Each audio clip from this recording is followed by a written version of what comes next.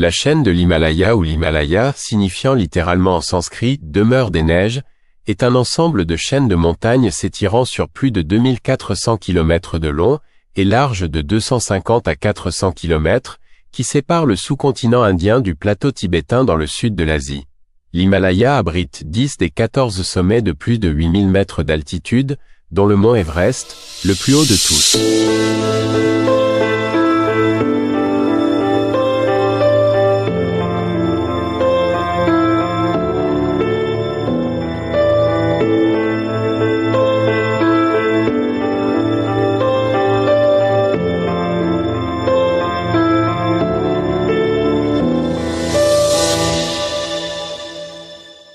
L'habitation du Seigneur Maitreya, le Christ, est située sur une pente méridionale des monts Himalaya, ayant vue sur une large étendue des plaines de l'Inde jusqu'à l'extrême horizon. On entre dans sa maison en passant par un grand jardin bien abrité dans un renfoncement et protégé à l'arrière par un bois de pin qui le contourne sur la droite.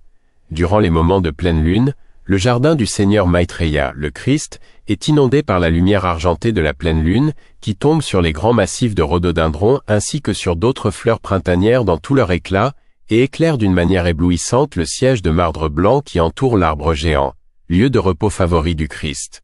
Sous le grand arbre de son jardin, le Christ se tient journellement les mains levées au coucher du soleil, pour répandre sa bénédiction sur le monde. Nous pouvons nous représenter le Christ dans sa maison de l'Himalaya, assis dans la grande pièce de la façade, cette pièce aux nombreuses fenêtres d'où la vue plonge sur les jardins et les terrasses et tout en bas sur la plaine indienne ondulée. Ou bien encore nous l'imaginer vêtu de sa blanche robe flottante bordée d'un large galon d'or, et se promenant dans son jardin dans la fraîcheur du soir parmi les fleurs brillantes dont le parfum emplit l'air ambiant d'une douce et riche senteur. Notre Saint Seigneur le Christ est d'une attirance indicible. De lui rayonne l'amour qui réconforte des millions d'êtres, car sa voix donna, comme jamais aucune voix humaine, les mots de sagesse qui portent la paix aux anges et aux hommes.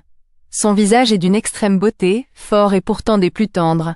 Avec sa riche chevelure semblable à du vieil or flottant sur les épaules, sa barbe en pointe comme on en voit sur d'anciens tableaux. Ses yeux sont d'un merveilleux éclat violet, pareil à des fleurs splendides, à des étoiles jumelles, à des lacs profonds, sacrés, emplis des eaux de l'éternelle paix. Son regard resplendit au-delà de toute expression, et un éblouissant halo de lumière l'entoure, mêlé de l'admirable lueur rose qui émane éternellement du Seigneur d'amour.